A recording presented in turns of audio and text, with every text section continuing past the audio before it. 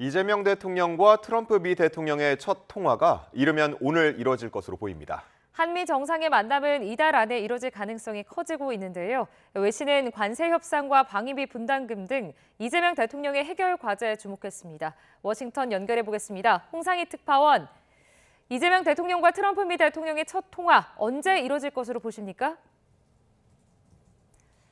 네, 이르면 오늘 오전 이뤄질 거라는 전망이 나오고 있습니다. 강유정 대통령실 대변인이 앞서 한미 정부가 두 대통령의 통화 일정을 조율하고 있다고 밝혔는데요. 이 서울과 워싱턴 DC의 시차가 13시간이기 때문에 시차 문제로 어제 통화는 이루어지지 못했다는 설명입니다. 역대 대통령의 사례를 보면 당선 당일이나 취임 다음 날 미 대통령과 전화통화가 이루어졌습니다. 지난 2017년 문재인 전 대통령은 취임 당일 트럼프 당시 대통령과 통화했지만 2012년 박근혜 전 대통령은 취임 다음 날 오바마 전 대통령과 통화했습니다. 이재명 대통령과 트럼프 대통령의 첫 통화에서는 당선을 축하하는 간단한 내용이 오갈 전망입니다. 하지만 관세 협상이 현재 진행 중이고 직설적인 트럼프 대통령의 화법상 이 주한미군 조정이나 방위비 분담금 재협상 등 민감한 주제를 언급할 가능성도 여전히 있습니다. 어제 백악관은 한국 대선 결과에 대한 입장에서 중국의 간섭과 영향력 행사를 우려한다는 이례적인 표현을 하기도 했습니다. 이재명 정부의 중국에 대한 거리 두기를 요구한 것이라는 해석도 나오기도 했습니다. 시진핑 중국 국가주석은 이런 백악관의 입장이 나온 직후에 수교 당시 초심을 잊지 말라는 축전을 보냈고 중국은 미국에 대해 한중 관계를 이간질하지 말라고 경고했습니다. 이 때문에 트럼프 대통령이 첫 통화에서 중국과 관련한 언급을 할지도 관심입니다.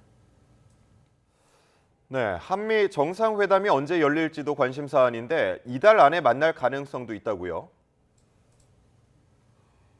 네, 이재명 대통령이 미국을 방문해서 트럼프 대통령과 만나기 전에 다자 국제회의를 계기로 첫 만남이 이뤄질 것으로 보입니다. 북대서양조약기구 나토 정상회의가 오늘 24일부터 이틀 동안 네덜란드 헤이그에서 열리는데요. 리터 나토 사무총장은 현지 시간 4일 벨기에 브뤼셀에서 열린 기자회견에서 이 한국을 정상회의에 초청하겠다라는 뜻을 밝혔습니다.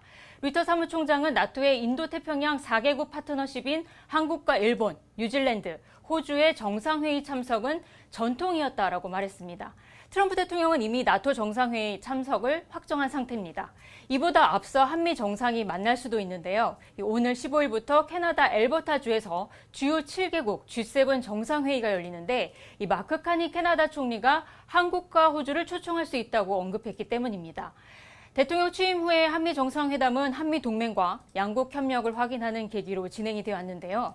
이 트럼프 1기였던 2017년 문재인 대통령은 취임 이후 50일 만에 트럼프 대통령과 정상회담을 했습니다. 네, 어제 외신들도 우리나라 대선 결과를 보도하며 관심을 보였는데요. 오늘 반응은 어떻습니까? 네, 뉴욕타임스 오늘자 신문입니다. 뉴욕타임스는 어제 오전 여의도 국회 앞에서 시민들을 향해서 손을 들어 올린 이재명 대통령의 사진을 일면에 실었습니다. 뉴욕타임스는 이재명 대통령은 각종 형사 고발과 흉기 공격에서 살아남은 생존자라며 이 여대 야소 국회 구도로 강한 대통령으로 취임하게 됐다고 분석했습니다. 하지만 분열된 국가와 유일한 군사 동맹국인 미국의 압박으로 관세와 방위비 분담금 증액 등 과거보다 길어진 문제 리스트를 받게 됐다고 전했습니다. 지금 보시는 건 월스트리트 저널입니다. 오늘자 역시 신문인데요. 전직 공장 노동자가 대통령에 당선됐다는 제목으로 일면에 광화문 광장에 모인 지지자들의 환호 모습을 실었습니다. 이 월스트리트 저널은 이재명 대통령이 미중 관계에서 균형을 희망하고 있지만 무역과 안보에서 중국 견제를 동맹국에 설득하고 있는 트럼프 대통령의 노력을 복잡하게 할 수 있다고 분석했습니다. 미 연방의회 지한파 모임이죠. 이 코리아 코커스도 이재명 대통령의 취임을 축하하는 성명을 오늘 발표했습니다. 코리아 코커스 공동의장당은 성명에서 한미동맹은 인도태평양 지역에서 미국 외교 정책의 핵심 축을 이루고 있다고 강조했습니다. 지금까지 워싱턴에서 전해드렸습니다.